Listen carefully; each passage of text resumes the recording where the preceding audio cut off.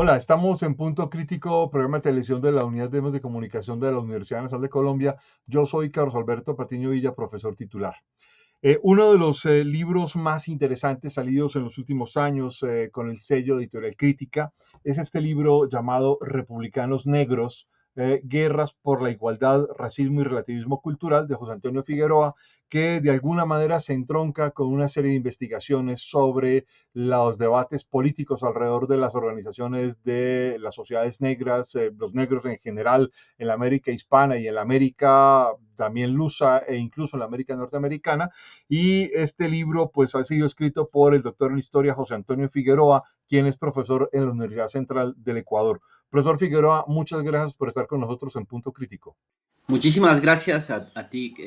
profesor Patiño, por haberme invitado a este programa y por permitirme tener contacto además con la audiencia de estudiantes, profesores, investigadores de la Universidad Nacional que tengan interés en esta temática. Bueno, profesor Figueroa, yo tengo que iniciar con una pregunta que realmente es, digamos, clave en este asunto y es, usted toca de entrada dos elementos muy interesantes que además veo ecos de aquel viejo libro importantísimo de Jacobinos Negros, también veo ecos de los trabajos de Joseph Fradera, por ejemplo, etcétera, y veo algo que es muy interesante y habla de un liberalismo negro y de un republicanismo negro. Y lo quiero además contraponer en algo que hemos visto a lo largo del último año, es esta nueva crisis desatada, por ejemplo, en un país de negros como Haití, que es el primer país independiente en América y además que arma toda una estructura y un ideario político republicano y liberal. ¿Cómo entender el liberalismo y el republicanismo negro en el mundo contemporáneo? Eh,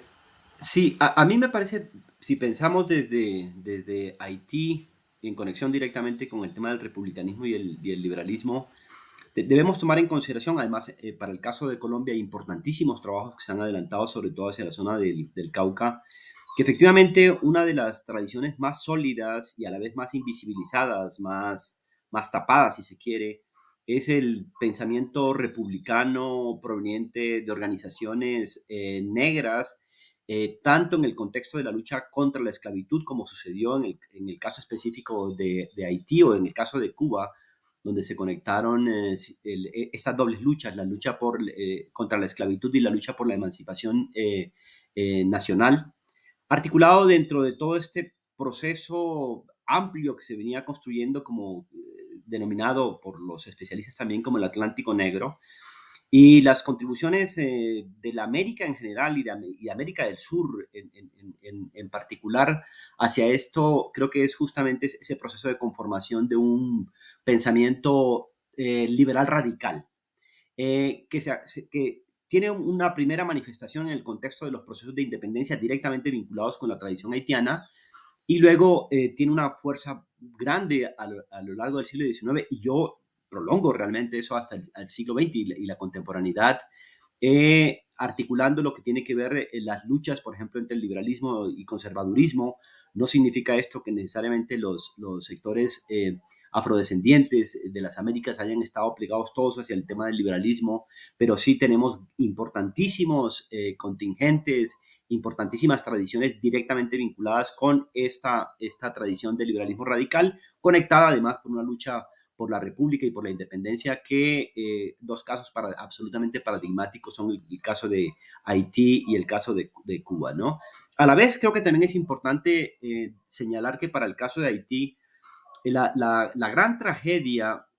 es que no se podía admitir efectivamente que hubiera un proceso de independencia, de una perspectiva incluso de radicalización de las consignas de la Revolución Francesa, liderada por sectores no solamente populares, sino por sectores racializados y que venían de la más trágica de las experiencias, que fue la negación de la humanidad de la esclavitud. Y entonces, como resultado de esto, las potencias imperiales, incluso los países latinoamericanos, una vez surgen luego del gran apoyo que tuvo Haití, se irriga instrumentos que van dando nueva forma a la racialización que se produce durante el siglo XIX, y el caso de Haití se toma como referencia básicamente para la expansión de este tema del miedo al negro como uno de los elementos constitutivos incluso de la fundación de muchas de las repúblicas latinoamericanas. Entonces, ahí nos encontramos con que existe la conformación de una tradición importantísima. En esa tradición creo que hay que tomar en cuenta, el caso de Haití nos enseña una cosa, ¿no es cierto?, que es la simultánea lucha por gente que está experimentando efectivamente el tema de la esclavitud y son capaces efectivamente de pensar no solamente en términos militares, sino también en términos de filosofía política y de concepción de crear una república de democracia radical, por decirlo así, porque al luchar contra el racismo y contra la dominación imperial, de hecho, se van planteando unos efectos, tanto en el plano económico y esperaría yo, bueno, para el caso de Cuba, incluso el republicanismo cubano, una cosa que muestra es la participación también muy inteligente de mujeres afrodescendientes dentro de esto. Entonces era realmente una transformación tremendamente importante y una transformación que por otro lado esos legados también han sido bastante oscurecidos. Han sido oscurecidos por también, digamos, como por contratradiciones, una contratradición que es la más fuerte que vemos para el caso del siglo XIX, es el proceso de institucionalización del racismo, ¿no es cierto? Que el racismo es prácticamente también como en el contexto de la esclavitud, es la negación de la humanidad y por lo tanto la negación de los legados filosóficos, políticos, los legados libertarios, incluso las contribuciones científicas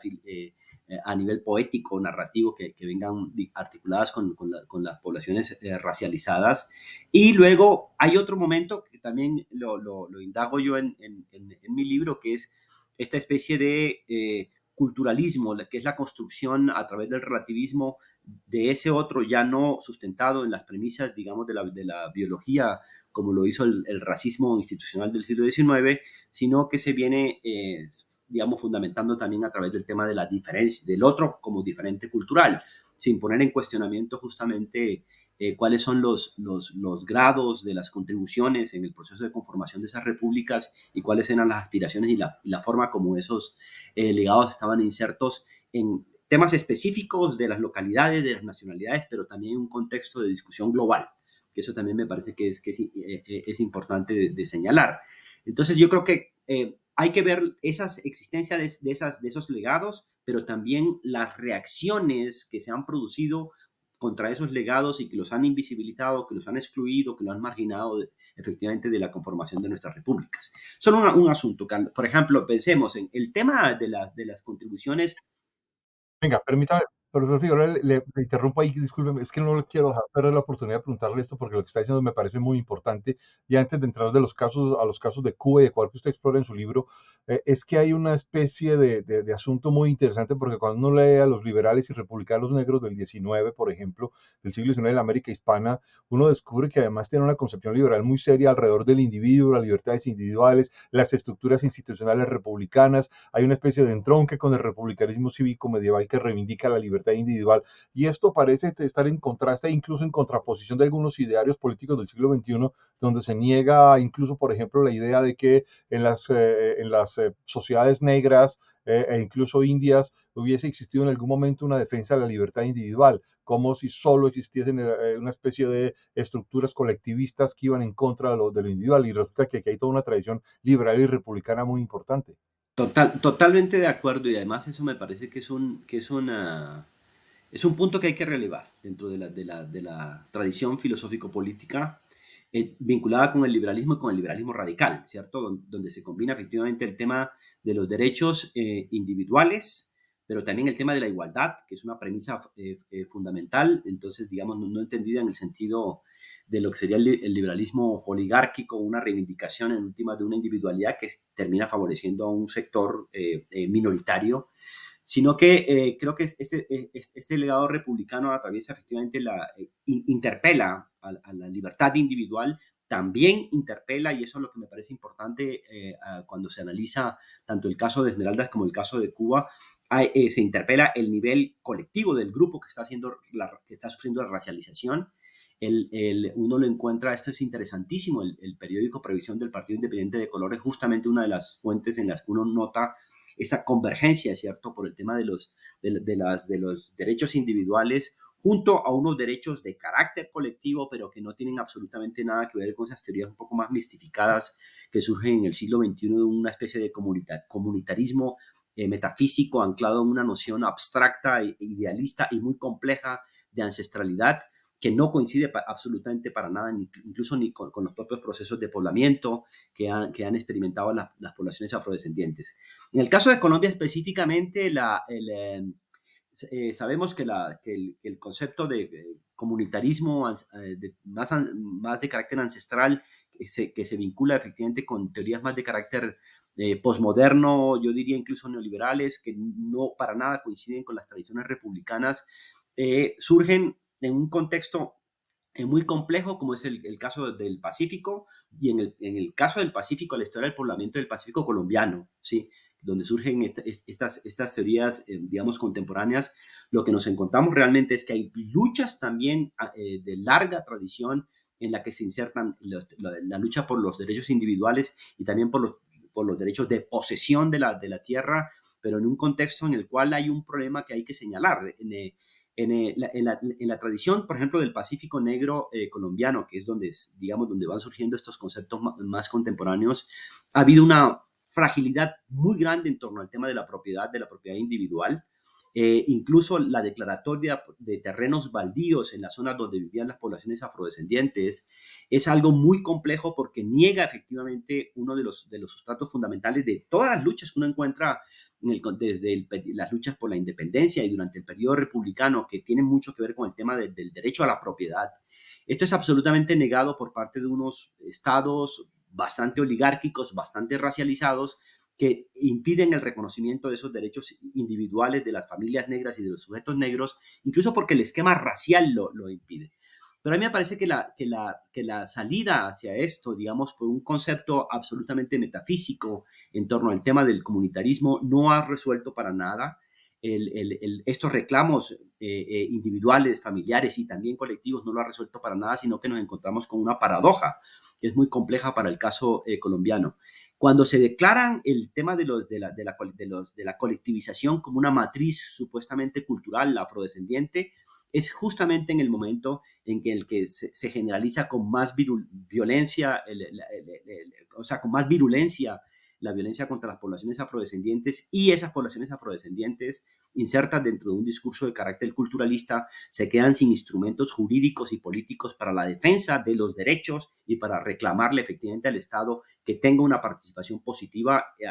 garantizando esos derechos. Una situación muy paradójica se presenta entonces cuando se reivindica esta especie de comunitarismo, y es que se dan instrumentos a través del tema de la cultura para que el Estado siga planteando su negatividad con respecto al ejercicio de los derechos. Porque lo que se dice es, nosotros somos ancestrales, nosotros provenimos de un comunitarismo afro, no sé, o sea, absolutamente sin ninguna fundamentación, y lo que el Estado dice, bueno, perfecto, si ustedes son eso, entonces hagan lo que ustedes quieran, pero el Estado entonces sigue teniendo una presencia negativa en el Pacífico, es decir, una presencia negativa en el sentido de la represión, y por otro lado lo que hace es que la relación de tipo de construcción de derechos, en últimas los que la ejercen son transnacionales legales e ilegales, que son los que realmente ejercen un poder real sobre esos territorios comunitarios. Y esa es una paradoja en la que estamos hoy, y es una paradoja que tenemos que discutir, y creo que un elemento ahí clave es cómo empezamos a recuperar esas tradiciones republicanas en las cuales la figura del derecho individual tiene un peso en este momento en la lucha contra la racialización, en la lucha por el derecho a la propiedad, por el derecho a la educación, por el derecho a la salud, etcétera, etcétera, que son derechos específicamente con carácter individual y que también tienen una connotación comunitaria, pero no coinciden, no tienen nada que ver con este comunitarismo un poco metafísico que se impuso en el caso colombiano en las últimas décadas. Profesor Figueroa, vamos a los dos casos que usted evalúa en su libro, y arranquemos por el primero que usted presenta, que es el caso de Cuba, que es muy interesante además por la conformación del Partido Independiente de Color, que además tiene todo un ideario político y termina en esta confrontación armada de 1912, pero además se lo quiero plantear de una vez para que vaya, digamos, teniendo claro el panorama, y es el racismo de Estado que aparece en Cuba y que de alguna manera uno podría decir atraviesa todo el siglo XX, incluso la Revolución Cubana. ¿Qué es lo que pasa con el Partido Independiente de Color? ¿Cómo se forma? ¿Qué es lo que está alrededor de este asunto? Sí, el Partido Independiente de Color se conforma porque en el contexto de la guerra de independencia y de la guerra antiesclavista del siglo XIX que lleva a la fundación de la República, en la propia experiencia de la guerra, sobre todo muchas investigadoras y historiadoras muestran cómo En el ejército Mambise, en el ejército republicano se iba conformando conceptos de igualdad que buscarían efectivamente que ciertos credos que formaban parte de la conformación del ejército fueran parte efectivamente constitutiva de lo que sería la república, o sea, en el sentido de la igualdad. Y dentro de la experiencia militar, que tiene sus fases, sus momentos, ¿no es cierto? Se empieza a discutir también el tema de lo que es la exclusión por motivos raciales. En el caso de Cuba también hay algo muy, muy interesante, y es que existe un importantísimo segmento de población libre, población negra libre, que vienen conformando también unos idearios antiesclavistas y unos idearios antirracistas, sobre todo digamos, en la segunda mitad del siglo XIX, y esos idearios efectivamente forman parte de la constitución, del proyecto de constitución de la República. Sin embargo, estos idearios igualitarios se encuentran frenados por dos grandes tradiciones. Cuando efectivamente se declara la República, recordemos que la República no es declarada por el Ejército Nacional, sino que es declarada por los Estados Unidos, que es un país que viene con una tradición racista muy profunda, ¿no es cierto? Y que se profundiza a lo largo del siglo XX. Y por otro lado, también en el sentido de que las propias aristocracias racistas cubanas encuentran que se pone en peligro sus privilegios y se rearticulan una vez se da la fundación de la República, y empieza a darse un proceso de marginación de este sector que había liderado prácticamente el proceso de independencia, articulado además con la lucha antiesclavista. Esto va generando entonces el aparecimiento sí, o sea, la reactivación de círculos de discusión, o sea, de debates en torno al tema de cómo se va dando la racialización, y va permitiendo que estos sectores se empiecen a organizar de manera eficiente, y vienen concibiéndose la posibilidad desde muy temprano de la fundación de un partido que explícitamente apunte hacia el problema de la reactivación del racismo. Simultáneamente, se va creando un fenómeno que es muy complejo y que yo creo que es bastante explícito, es como bastante específico y particular de cuando uno compara las experiencias de racialización de otros países. En el caso cubano, entonces, a medida que los afrocubanos se van organizando en clubes y que van ideando el tema del partido, y que van haciendo explícito efectivamente el problema de la segregación, del problema de la marginación y de los distintos mecanismos que la República Temprana viene creando para marginarles, incluso en sentido de la propiedad, en el sentido de las tierras, etcétera, etcétera. Simultáneamente a eso, el sector que toma el poder y que es un sector primero conservador y que luego sigue siendo muy cercano al conservadurismo, ese sector empieza a casi que darle un carácter institucional a, a los imaginarios que provienen desde la Revolución Haitiana, que es el tema del miedo al negro. Y se va entonces articulando en la República Temprana el concepto de que el negro no es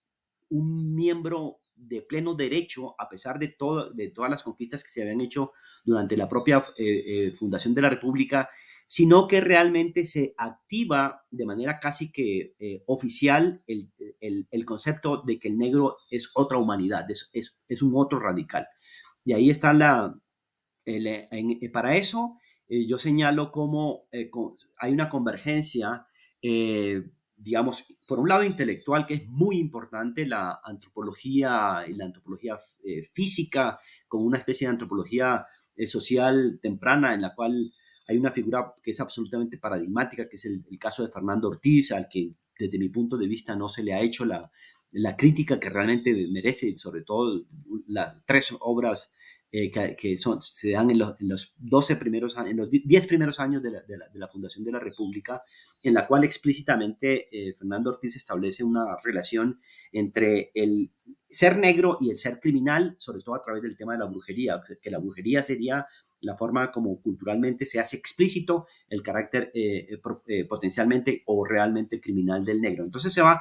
eso para el caso de la antropología, y eso luego, hacia eso converge también la medicina, ¿sí? Converge también todo el tema judicial y converge también todo el aparato policial y el aparato militar. Entonces, a medida que se van organizando los afrocubanos para tratar de exigir de que las promesas fundacionales de la República se cumplieran, este sector se viene organizando para una oposición radical hacia eso. Y esa oposición radical entonces converge la ciencia, converge el discursos jurídicos, convergen discursos antropológicos y el aparato represivo. Entonces los afrocubanos deciden fundar el partido, y un partido que se funda realmente bajo criterios republicanos y bajo perspectivas en la que uno mira la convergencia del liberalismo y el socialismo, porque es supremamente interesante, ¿no? Y este sistema racializado que se constituye, lo que hace es acusar al Partido Independiente de Color de ser un promotor de lo que sería la guerra de razas. Y empieza una campaña muy sutil, muy efectiva de posicionamiento social del miedo hacia el negro. Y entonces lo que fueron los vínculos interraciales que se crearon en el contexto de la guerra se rompen. Y lo que es la posibilidad entonces de conformar una república fundamentada bajo los principios de igualdad, libertad y fraternidad, incluso con el tema del antirracismo y eliminar todo el tema de los legados del esclavista, se rompe radicalmente, ¿no? Y ahí entonces lo que se produce es una ilegalización del partido, se criminaliza a los miembros, se prohíbe el periódico que es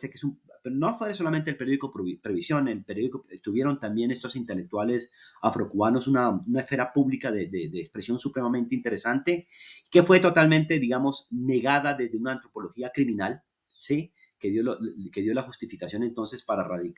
radicalizar ese concepto del negro como el otro criminal. Y eso fue creando entonces las bases para la masacre, que realmente fue un tema impresionante, que en el transcurso de 3 meses haya sido realmente eliminado la inteligencia afrocubana, que haya sido eliminada las posibilidades de construcción de una república democrático radical, ¿no? En este verano de 1912. Profesor Figueroa, es que realmente el tema es apasionante, pero aquí yo quiero extenderle la pregunta. Usted ha relatado todo un hecho en Cuba a partir de la independencia y a partir de las primeras décadas de independencia, entre la primera y la segunda intervención de los Estados Unidos en Cuba, las conexiones de estos movimientos negros con los movimientos negros en los Estados Unidos, la herencia de la revolución, de la guerra civil en los Estados Unidos y el papel de los negros y la conformación de estas, digamos, estructuras de reivindicación, etcétera, que aparecen allí. Y hay un hecho que yo quiero preguntarle, y se lo decía hace un momento, es eh, cuando uno mira la historia de los afrodescendientes, de los negros en Cuba, pareciera ser que el racismo en Cuba se mantiene como racismo de Estado. Es decir, incluso si uno mira el protagonismo de los negros en la Revolución cubana es bastante limitada, e incluso la reivindicación de los intelectuales negros en la segunda mitad del siglo XX parece bastante limitada. Sí, o sea, para establecer conexiones, digamos, entre lo que fue esta forma de racismo de Estado, ¿cierto? Que dio origen a la masacre del Partido Independiente de Color, y luego lo que sería el racismo, la continuidad del racismo, los problemas raciales luego de la Revolución Socialista, sí vale la pena establecer algunas diferencias, ¿no? En el caso, no soy especialista en el tema de Cuba post-revolucionaria, pero sí he trabajado de manera más o menos cercana a los debates a intelectuales que debaten sobre el problema racial en la Cuba postrevolucionaria del 59. En la primera fase de la revolución, incluso por parte del propio Fidel Castro, hubo una aproximación muy importante con un grupo de intelectuales negros que venían discutiendo la necesidad de colocar también dentro de la agenda de la revolución el tema del racismo, porque era un tema explícito y que se siguió dando a lo largo de la República y también durante los periodos de dictadura, ¿no? Era evidente que había es un margen que habría que hablar entre el periodo de lo que fue la masacre del Partido Independiente de Color y 1959, que es un periodo supremamente interesante. Hay grandes estudios sobre ese momento, incluso sobre el papel que los propios intelectuales afrocubanos tuvieron en ese momento. Pero lo cierto fue que el reclamo de colocar dentro de las premisas de la revolución del 59 explícitamente el problema del racismo, que formó parte de las primeras negociaciones que tuvo el Comité Central del partido y toda esta cosa, digamos, los dirigentes de la revolución, fue debilitándose muy tempranamente y bajo el criterio de que el socialismo de manera más o menos automática resolvía los problemas de clase, de género, ambiental, prácticamente que el socialismo resolvía de manera automática todo. Lo complejo que sucede en Cuba es que esta retórica política y esta práctica política de una u otra forma coexistió hasta un momento en el cual se mostró la gran debilidad, que fue justamente en el momento en el que cae la Unión Soviética y donde se presenta una crisis económica al interior de Cuba, y esa crisis económica tiene un carácter efectivamente racializado, porque los sectores que más se afectaron con el tema de la crisis económica, y que son los sectores que más se afectan hoy por hoy, siguen siendo sectores racializados, lo que muestra efectivamente que era indispensable haber discutido específicamente problemas raciales en el contexto de la fundación del socialismo a partir del 59, y que el no haberlo discutido realmente lo que produjo es entonces el contexto contemporáneo en el cual, por ejemplo, si pensamos cuáles son los grandes flujos migratorios hacia los Estados Unidos, fueron básicamente sectores blancos que tienen más capacidad de manejo de las divisas, que envían divisas a sus familiares, a los familiares que quedan para Cuba, cuando se podía. Además, en este momento incluso hay grandes dificultades para eso, mientras las poblaciones afrocubanas, de una u otra forma, por otros temas que habría que analizar, también en su gran mayoría no tienen los niveles de migración y de movilización hacia la economía global que tienen los sectores no racializados, por ponerlo así, y entonces ahí se va efectivamente como concentrando mucho más el problema de lo que son los efectos negativos de la crisis. Ahora bien, en Colombia en Cuba hay un importantísimo movimiento intelectual afrocubano que discute esto. O sea, hay una playa importantísima de intelectuales que están discutiendo de manera permanente el problema de la racialización. La forma como el sistema responde, hay que verlo también. En algunos casos como que sí hay una cierta vigilancia, como que sí, hay también una represión hacia a alguna de esta gente, pero ese es un tema que paulatinamente va tomando un reconocimiento y que se va posicionando efectivamente en ciertas esferas oficiales. Pero hay una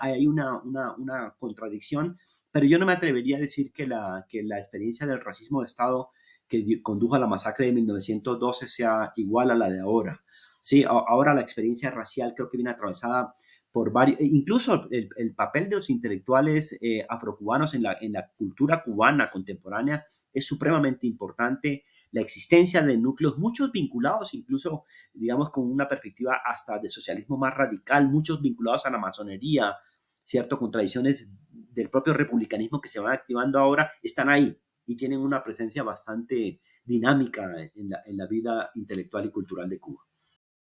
Le voy a poner un reto, profesor, muy fuerte, y es que nos hemos pasado 5 minutos de la duración de este programa, y le voy a poner el reto que en 2 minutos nos cuente la historia de la rebelión negra en la provincia de Esmeraldas. Sí, en Esmeraldas, básicamente, Esmeraldas es una provincia que tuvo, primero, mucha conexión con Colombia, es una provincia fronteriza. Los procesos, digamos, de conformación de las poblaciones afrodescendientes han estado muy vinculadas con toda la gran tradición republicana del Pacífico colombiano. Este sector fue un sector que cumplió un rol protagónico dentro del diseño de la construcción de la República Liberal dirigida por Eloy Alfaro. Esa república fue traicionada a partir del ascenso de Leonidas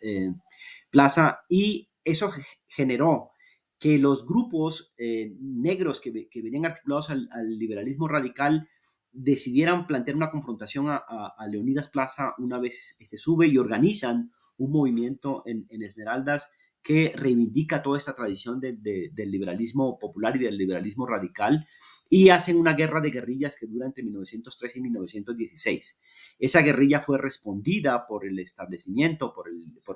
el liberalismo oligárquico que se reposiciona a partir de Leonidas Plaza, con bombardeos hacia la ciudad, con una ofensiva militar tremendamente fuerte. Y lo que yo hice fue ver justamente cuáles eran los reclamos y cuál era el lugar de estos sectores afroesmeraldeños, porque normalmente la narrativa nacional los ha invisibilizado, los ha oscurecido y ha centralizado mucho en torno a un caudillo que se llama Carlos Concha, que es un blanco de origen colombiano, por lo demás, como que se considera que fuera haber sido el dirigente reconocido, y lo que yo he hecho en este caso es mostrar el carácter protagónico de los afroecuatorianos y los afroesmeraldeños dentro de este proyecto de liberalismo radical, de recuperación de los ideales del liberalismo radical. Profesor Figueroa, ha sido una conversación realmente muy interesante. Le agradezco mucho su participación y lo felicito por su libro. La verdad es que es un libro muy importante y muy interesante. Bueno, muchísimas gracias, profesor Patiño. Un inmenso abrazo, ¿no? Un gran saludo. Los esperamos a todos ustedes en una próxima emisión de Punto Crítico. Muy amables.